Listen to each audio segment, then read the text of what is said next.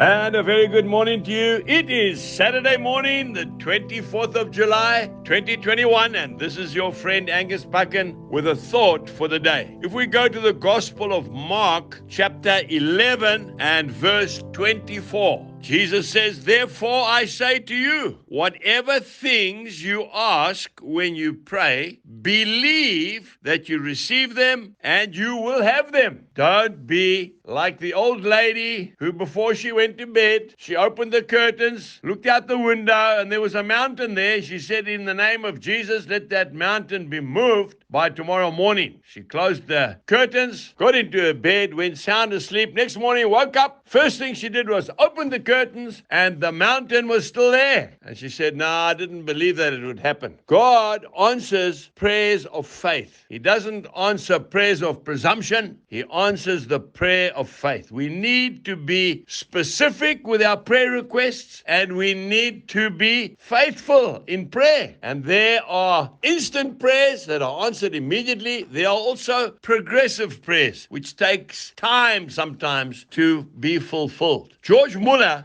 was a German that went to England, and he is in the 1800s. He's one of my heroes. He was led by the Lord to start a children's home, and he made an agreement with the Lord. "I'll do it, Lord, but I'm never going to ask for any money from anyone." His favorite verse was Psalm 37 verse 4, which has become my favorite verse as well. "Delight yourself in the Lord, and he will give you the desires of your heart." And so he started that children's home by faith. He had a small boarding house, and he had a couple of dozen children to start with, and he trusted God completely. Do you know that more than 10,000 orphans went through his children's homes by the end of his life? And God provided every single cent that he needed. A beautiful story that I really love, and I hope it encourages you this morning and increases your faith, was one night they ate the last meal that there was in the cupboard. There was nothing left. The next morning he told the children to lay the table for breakfast. They thought Uncle George had maybe lost his marbles. They all sat down at the table, and he prayed the prayer that many of us pray: "For what we are about to receive, may the Lord make us truly thankful." And they knew there was nothing in the cupboard. And then there was a knock on the door. He said to one of the children, "Go and answer the door." And there was a red-faced man, a baker, who said the Lord had woken him up in the middle of the night and told him to bake fresh bread. Not only was it fresh, but it was piping hot. The children couldn't believe it. They no sooner sat down, there was another knock on the door. He sent another child to open the door, and there was an embarrassed dairyman standing outside. He said, "I was riding past in my wagon and my horse, and the axle broke, and I cannot get this milk to the dairy in time. Could you use it?" And they had fresh milk and fresh bread again for breakfast. You and I need to trust Jesus for everything, but also to believe. Mark 11:22, have faith